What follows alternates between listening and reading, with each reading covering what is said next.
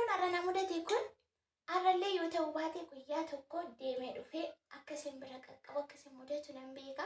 Kanaaf guyyaaf jaasaa wajjin naa qabadhaa hin dadeetiina. Akkam jirtu nagaa keessanii nuti jirra galata waaqa. Har'a ganama waan na mudate isinitti hima.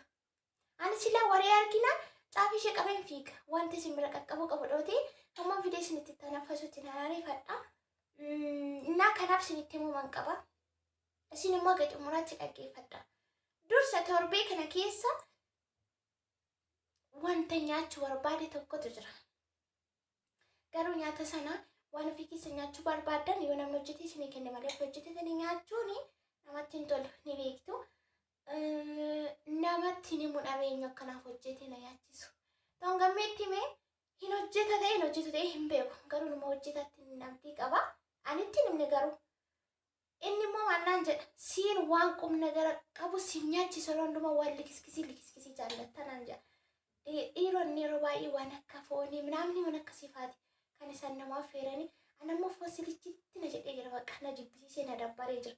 Kanuma bakka yeroo hundumaa malee isani barbaadu waan akka marqaa bassoo dinnicha namni akkasiin jedhaan yoo barbaade jechuudha. Inni immoo isa kana waan mantaanetti likiskisiitti maraachaa naan jira.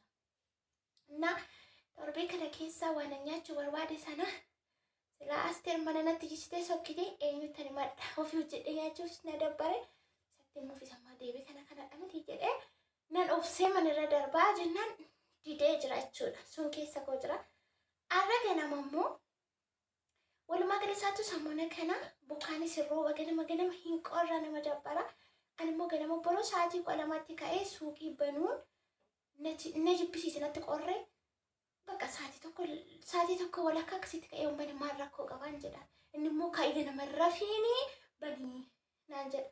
Sa'aatii 12tti ka'ee sokkamanii suuqii banee dhiisee sokka. Wayittuu yeroo namni dhufee qosoqqosu dirqama ka'uun isheen ooluuf akkasina godhanatti fakkaata. Achiin booda har'a ganamas yeroo bari'u bokkaan rooba xiqqoo inni ka'e. Ani isaafis ka'e qursiin hojjenne ofumaafuu otoo sa'aatii 12tti hin beela'eerra immoo. Ganama jechuudha. Otoon isatti yeroo sana lambiilee dheerate qursiisee hojjetetiin hojjetu ta'e hin beeku. Ittiin inni keessuma kotti qabadheen jira. Garuu akkan suuqii banuun barbaanne hin baneen jedhetu manitti iyyuu ka'ee suuqii banee dhiisee wulliq hin sokke. Isumaa gadi ba'u immoo barreen qosoqqosomuu jalqabee jechuudha kan suuqii. Isa booda inni sokkee ofiillee qursii nyaanne ani duraanuu beeleera. Tonnan beelee jedheetti matee deebi'ee qursii hojjetatee inni isa ta'e waan inni godhu hin beeku itti isin himnee zimjee maniise. Isa booda gara suuqii kotti ba'ee yaa'u amma barfatee sa'aatii meeqatee jira seetan sa'aatii 4:00 haga amma qursii nyaanneen. Bokkaanis caamee hurriin wanti inni babbade aduun ba'ee jira. Wantan torbee sana keessa yaadaa ture ammas fidee natti na fuuldura kaa'aa jira. Isti qoyfii makoo hojjetadhee nyaadhamaan rakkoo qabaa. Yoo ta'es ta'uu baate jedhee amma hojjetachuuf. Innis immoo maal siitanii? Kunoo akkuma argitan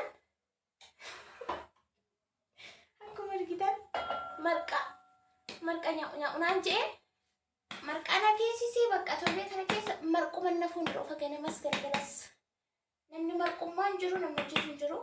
Akkuma isiniin jedhe waan nyaachuu barbaadan tokko waan feetan namni namaaf hojjetee bareeda ture namni hin jiru. Namichatti yoo nime yaadni isaa akkuma isiniin jedhe sana. Sa'aatiin kun sa'aatii misaas miti sa'aatii qursiis miti. Ani garuu halkan keessa sa'aatii 11tti lafa bari'uu beebeelee akka yoonaa toon nyaatiin hin jira. Amma hojjedhee manyaadhamee akka inni ta'u ilaaladheetti ka'ee jira waliin haa marqinu.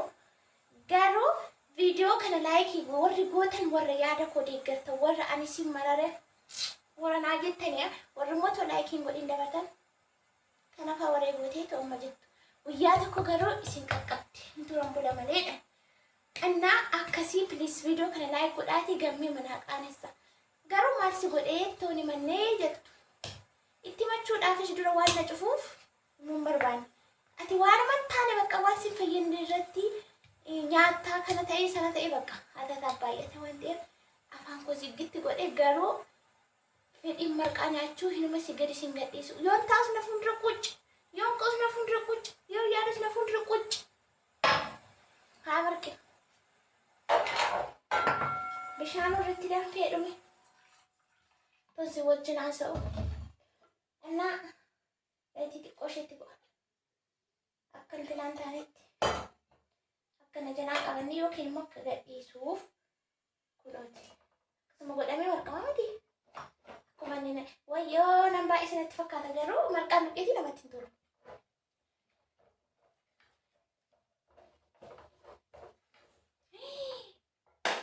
Baay'ee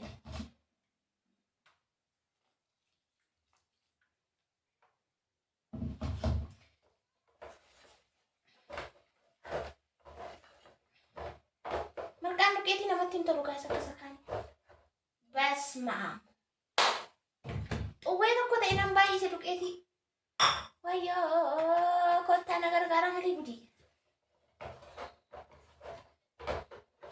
Akka tokko nama qabeetti miti marqaan duqqeetii. Akka garbuu fa'aa. Kunoo kanarra ga'ee jira. Akkuma argitan. Kunoo waan barbaachisu. Laala. Amma garuu na jibbisiisaa jira. Tuma nyaateen jechuudha. Jibbaan jira tuma nyaadhee otuma xumurame.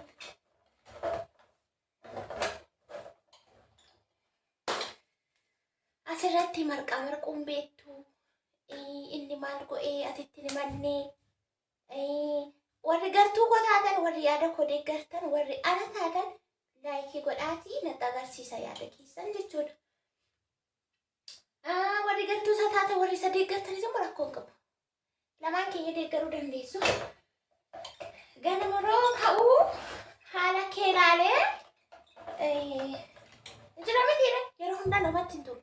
Guyyaa tokko natti tolu dhiisuu danda'a. Guyyaa tokko masatti kuni dhiira dubartii wanti jedhee lafa kaa'ee hin jiru jechuudha. Namni dabbaramuunis waan jiru waan tokko waan jiru. Innaa qursii si barbaachisaa maal hojjedhee deemmoo alaa bitee si ergumoo akkamii jedhee bahuu qaba ture. Zim jedhee callisee si dhiisee deemuu hin qabu warri jettanis har'a hamee taasaaf hin dhufe jechuudha. Hageessanii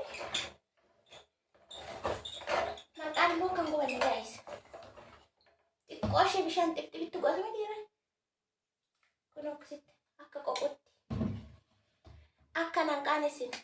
Zim jettanii ilaaltanii dabartanii akka nan qaanessin. Isa qofaa waan meeqa godhatanii nyaatanii hin jaalladhu. Natti hin tolu. Natti hin tolu. Keessumaa immoo mana madaamii keessatti hojii waan hojjennuuf waan nyaatamu waan hojjennuuf nyaanni nama cufaa bakka. Nyaa'u naan hin jedhuudhaan garuu maal godha? Rakkoo dhagaa isa akka rakkootti.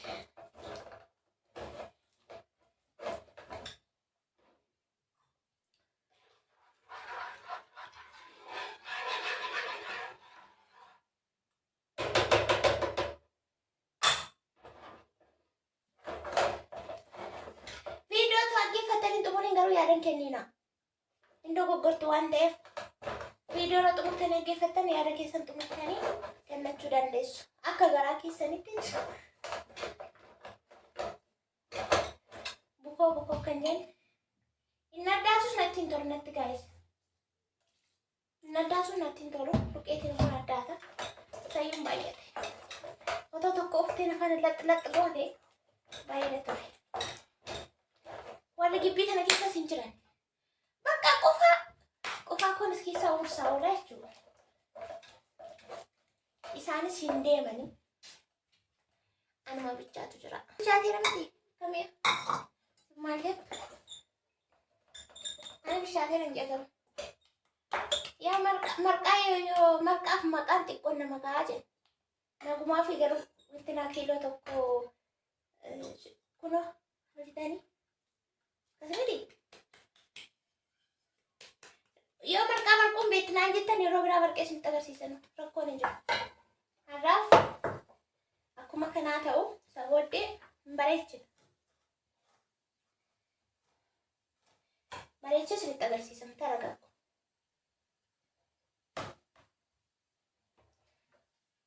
Shaayis danfisuun qaba miti jedhee. Sa'aatii qursii isiniin jedheera garuu sa'aatichi darbee jira. Shaayii danfuu qaba.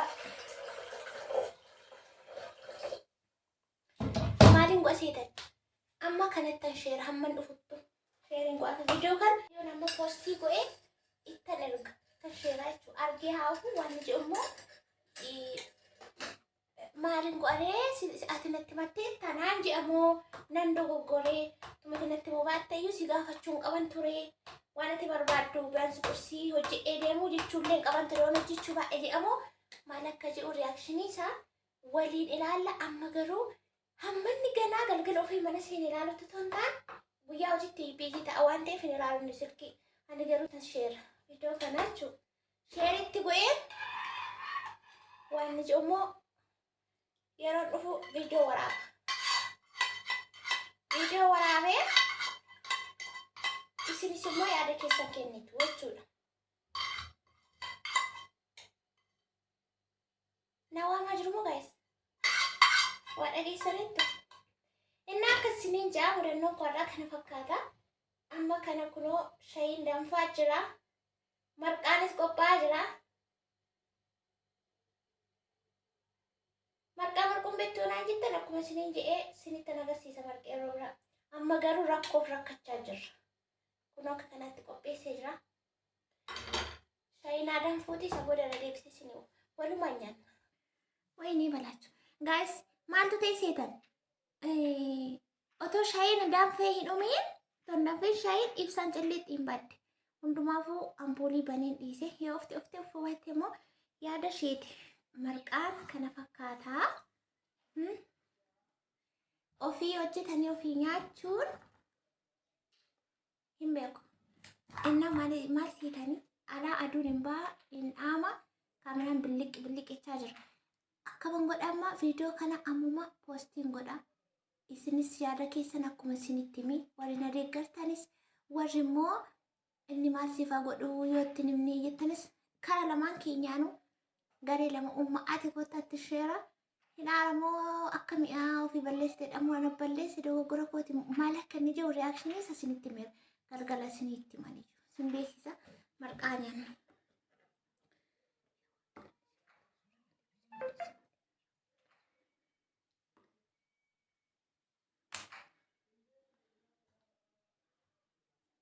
Marqaan duqeetii hin ta'u. Anis hin jaalla'u garuu. Jiraa mitiire. Kun akka kanaatti.